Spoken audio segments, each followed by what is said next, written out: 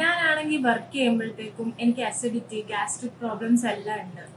അതേ സമയത്ത് ഞാൻ കഴിഞ്ഞ വീക്ക് ഒരു വെക്കേഷൻ പോയി. അപ്പോഴത്തേക്കും ഞാൻ എനിക്ക് ഇഷ്ടമുള്ള എല്ലാ ഫുഡും കഴിച്ചു, ജങ്ക് ഫുഡ് കഴിച്ചു. പക്ഷെ അപ്പോഴൊന്നും എനിക്ക് ഒരു പ്രശ്നമില്ല. തിരിച്ച് വെക്കേഷൻ കഴിഞ്ഞ് വന്ന് വർക്ക് ചെയ്യാൻ തുടങ്ങിയപ്പോഴത്തേക്കും വീണ്ടും പഴയ പ്രശ്നങ്ങളൊക്കെ. ഞാൻ കുറെ ഡോക്ടേഴ്സിനെ കൺസൾട്ട് ചെയ്തു, മെഡിസിൻ എടുത്തു, പക്ഷെ ഒരു മാറ്റം വരുന്നില്ല. അതെന്താ അങ്ങനെ? നമ്മളുടെ ബോഡിയിൽ എപ്പോഴും സ്ട്രെസ് വരുമ്പോൾ അതിന്റെ ഫസ്റ്റ് റിയാക്ഷൻ വരുന്നത് ഗട്ടിലാണ്. അത് നമ്മുടെ വയർ റിലേറ്റഡ് ആയിട്ടുള്ള പ്രോബ്ലംസ് ആണ് നമുക്ക് വരുന്നത്. നമ്മളുടെ സ്ട്രെസ് എപ്പോഴെങ്കിലും ഒരു അളവിലധികം കൂടുകയാണെങ്കിൽ ഉടനെ തന്നെ നമുക്ക് ഗ്യാസ്ട്രിക് ആയിട്ടുള്ള പ്രോബ്ലംസോ അല്ലെങ്കിൽ സ്റ്റൊമക്കിൽ ക്രാംസ്, വേദന വരുന്നതോ, നെഞ്ചെരിച്ചിൽ വരിക, ഇങ്ങനെ എന്തെങ്കിലും ഒരു റിയാക്ഷനാണ് ബോഡി നമുക്ക് തരുന്നത്.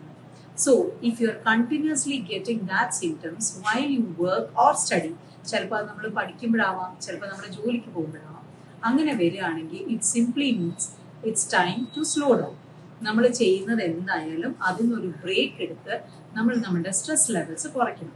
സ്ട്രെസ് ലെവൽസ് കുറയ്ക്കാൻ നമുക്ക് ഇഷ്ടംപോലെ ടെക്നിക്സ് ഉണ്ട്.